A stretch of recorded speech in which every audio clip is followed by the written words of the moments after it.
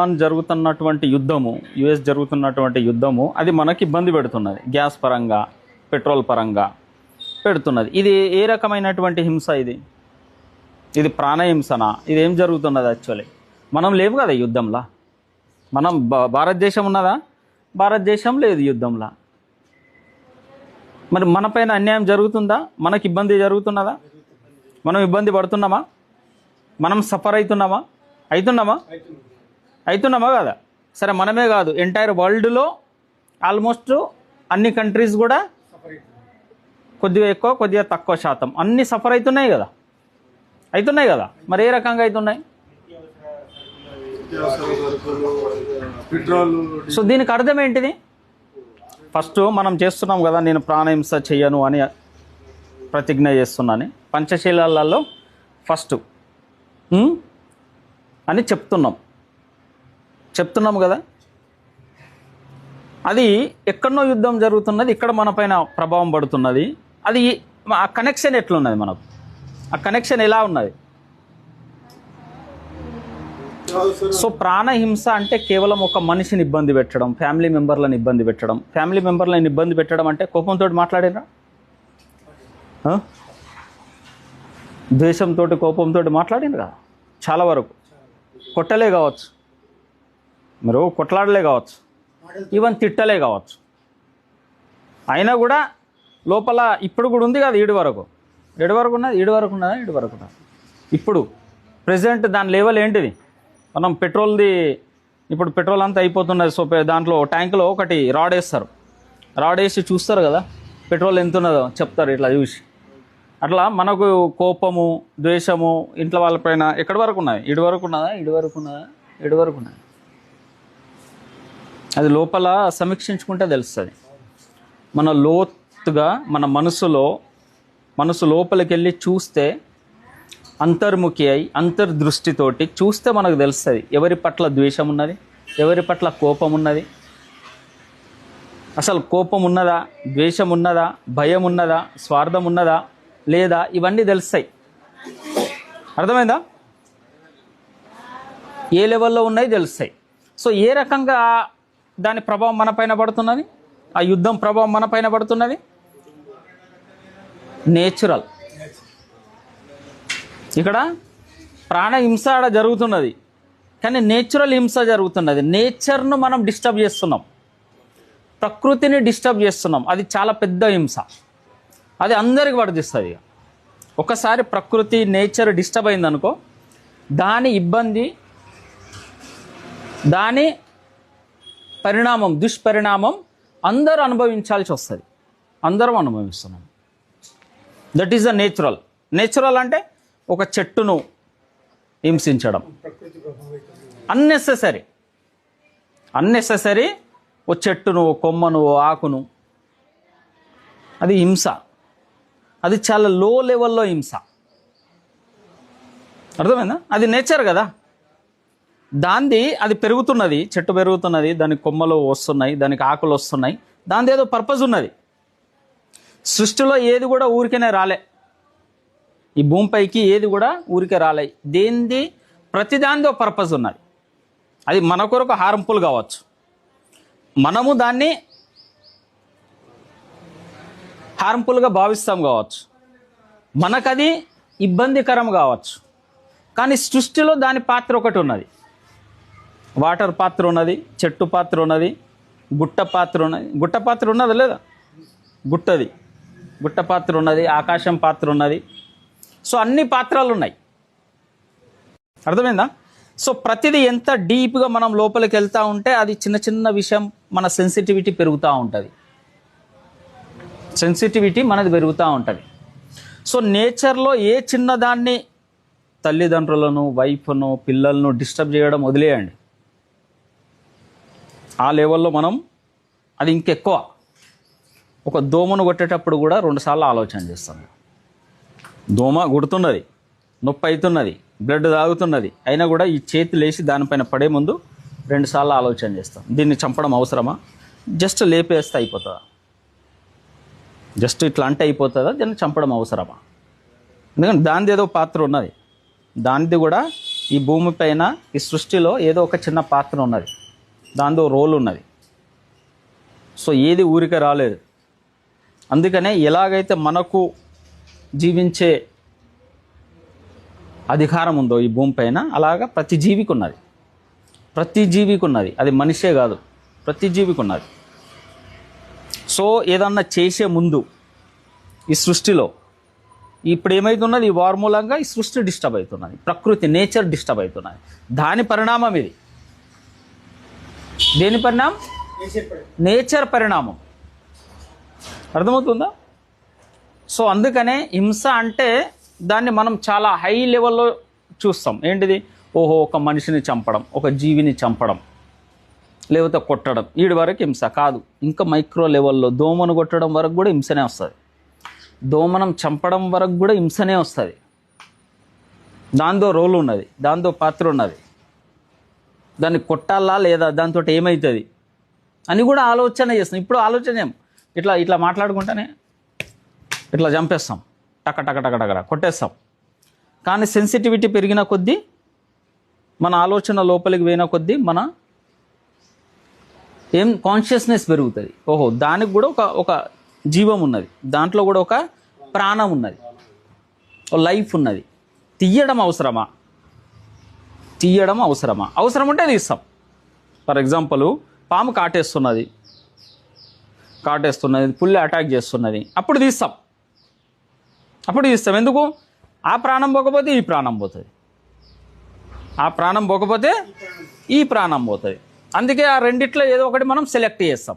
ఈ ప్రాణం ఇయ్యడమా, ఆ ప్రాణం తీసుకోవడమా? హింస గురించి డిస్కషన్ చేస్తున్నాం. ఆ టైంలో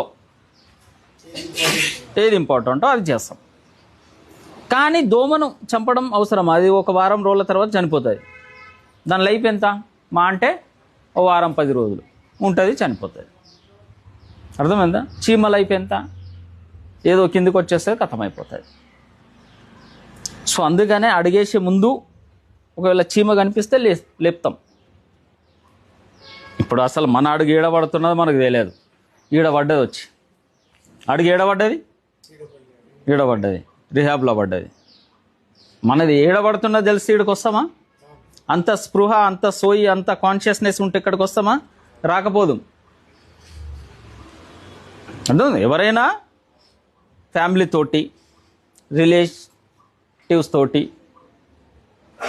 గడపాలనుకుంటాం. మరి ఎందుకు వచ్చింది ఇక్కడికి? ఎందుకు వచ్చింది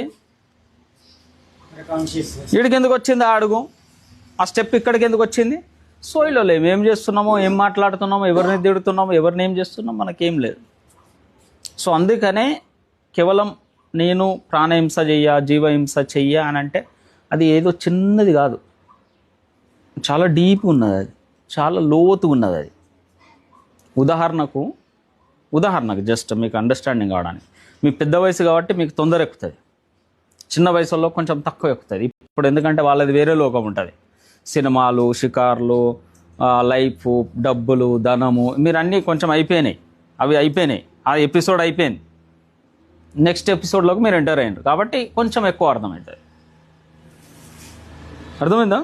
మన అండర్స్టాండింగ్ ఏ లెవెల్కి వెళ్ళిపోతుంది, మన ఆలోచన ఏ లెవెల్కి వెళ్ళిపోతుంది అంటే, బుద్ధుడు మరణిస్తాడు కదా, గౌతమ్ బుద్ధుడు. అది ఏ లెవెల్లోకి వెళ్ళిపోతాడైనా? చావు, మృత్యు అంటారు కదా, మృత్యు అదేం చేస్తుంది? మన లైఫ్ను లాగేసుకుంటుంది. చావు ఏం చేస్తుంది? మన జీవితాన్ని లాగేస్తుంది. ఆ అవకాశం కూడా చావుకి ఇయ్యలే. అది లాగే ముందే ఆయన వదిలేసాడు, తీసుకోమని చెప్పండి, నా బాడీ కావాలి కదా తీసుకో అంటే. దానికి కూడా, చావుకు కూడా హింస చేసే అవకాశం ఇవ్వలేదు, చావుకు కూడా ఇవ్వలేదు. అది లాగేస్తుంది, ఎట్లనో లాగేస్తుంది తెలుసు. దానికంటే ముందే ఆయన ఏం ప్రిపేర్ అయ్యిండు? పలానా డేట్కు, పలానా టైంకు నేను ఈ శరీరాన్ని వదిలేస్తా. ఓ ఇన్సిడెంట్ జరిగింది, అది వేరే విషయం. ఓ ఇన్సిడెంట్ జరిగింది, అది కొందరికి తెలుసు, కొందరికి తెలియదు, అది వేరే విషయం. కానీ ఆయన ఏ స్థాయికి వెళ్ళిపోయాడు? ఎందుకు చావంటే ఆయనకు భయం లేదు? ఆయన ఈ బాడీని ఎప్పుడో ఓవర్కమ్ చేసేసాడు, ఈ మనసును ఎప్పుడో ఓవర్కమ్ చేసేసాడు. ఈ శరీరం మనసు పైకి వెళ్ళిపోయాడు. ఇక అవి ఆయనను ఆడించలేవు, ఆయన అవిటిని ఆడిస్తాడు. అర్థమైందా? ఆ మనసు ఆ శరీరాన్ని యూజ్ చేస్తాడు, అవి ఆయనను యూజ్ చేయలేవు. ఇక అయిపోయింది ఆ ఎపిసోడ్ కథం. ఆ లెవెల్కి వచ్చిండు. అందుకనే చావుకు కూడా హింసించే అవకాశం ఇయ్యలే.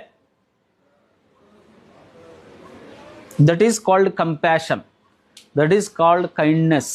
అది అంటారు దయా, ప్రేమ, కరుణ.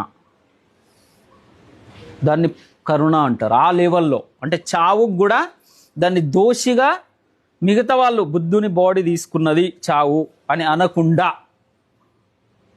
बुद्धुनी बॉडी, बुद्धा का शरीर लिया, मृत्यु, ये एलिगेशन कोई ना लगाए, इसलिए उन्होंने क्या बोला, मैं ये शरीर छोड़ रहा हूं, I am leaving this body. At that level he gone. అర్థమైందా? So that is called compassion, kindness. అంటే మృత్యుకు కూడా అవకాశం ఇవ్వాలి, చావుకు కూడా అవకాశం ఇవ్వాలి. So that level if will go inside inside inside inside inside, ఆ అంత సెన్సిటివిటీ డెవలప్ అవుతుంది, అంత కాన్షియస్నెస్ వస్తుంది ప్రతిదీ. అందుకే మీరు మహావీరు నమ్మేవాళ్ళు జైన్ మునిలు ఉంటారు కదా, పెట్టుకుంటారు. ఎందుకు పెట్టుకుంటారు? శ్వాస ద్వారా కూడా ఏ చిన్న జీవి దాని ప్రాణం పోకూడదు, శ్వాస ద్వారా కూడా. ఎంత అది, ఏ లెవెల్ అది. అందుకనే చెప్పులు కూడా వేసుకోరు. అందుకనే ఇట్లా తడి ఉన్నది అనుకోండి, నీళ్ళు దాంట్లో కూడా నడవరు. ఎందుకు? ఏదో ఒక జీవి కిందికి వస్తుంది, తెలియదు కదా. సో అందుకనే మ్యాక్సిమం ప్రయత్నం చేస్తారు అన్నట్టు ఇట్లా ప్లేన్గా ఉండే చోట. సో ఆ లెవెల్లో సృష్టిలో వాళ్ళు తాగే నీళ్ళు తెలుసా? వాళ్ళు ఏం నీళ్ళు తాగుతారో. కొన్ని సంఘటనలు ఇలా ఉన్నాయి. బండి కడుగుతాం కదా, కారు, ఆ నీళ్ళను పడేయకుండా అట్లా పెడితే ఆ డస్ట్ అంతా కింద పడితే ఆ పైన నీళ్ళు తాగుతారు. నీళ్ళను కూడా వేస్ట్ చేయొద్దు. అది ఏ లెవెల్, అది ఏ స్థాయి, అది అది మనం ఆలోచనకు కూడా అందదు, అంత పెద్ద స్థాయి. జైన్ మునిలు అంతవరకు చేస్తారు. అర్థమైందా? That is called compassion, kindness towards this system, this nature. ఈ ప్రకృతి పట్ల, ఈ సృష్టి పట్ల, ఈ ప్రపంచం పట్ల, ఈ భూమి పట్ల, ఈ నేల పట్ల, ఈ గాలి పట్ల ఎంత అంతవరకు పెరుగుతుంది. సో ఊరికేనే మనం నీ ప్రాణహింస చేయ అని పటాకటకటకటక మాట్లాడడం, ఎవరిని పడితే వాళ్ళని హర్ట్ చేయడం, బూతులు మాట్లాడడం, ఇబ్బంది పెట్టడం, ఇన్సల్ట్ చేయడం, అవమానపరచడం ఎంత చేస్తాం మనం? చాలా చేస్తాం, చాలా ఎక్స్ట్రీమ్ లెవెల్లో చేస్తాం. అర్థమైందా? సో ఒక్కొక్క పాయింట్ని మంచిగా అర్థం చేసుకోండి. మనం ఏం డిస్కషన్ చేస్తున్నాం? ద ఫస్ట్ పంచశీల, నేను ప్రాణహింస చెయ్య. ఓకేనా? You got it or you have any doubt? ఏమైనా డౌట్ ఉందా? Okay, right.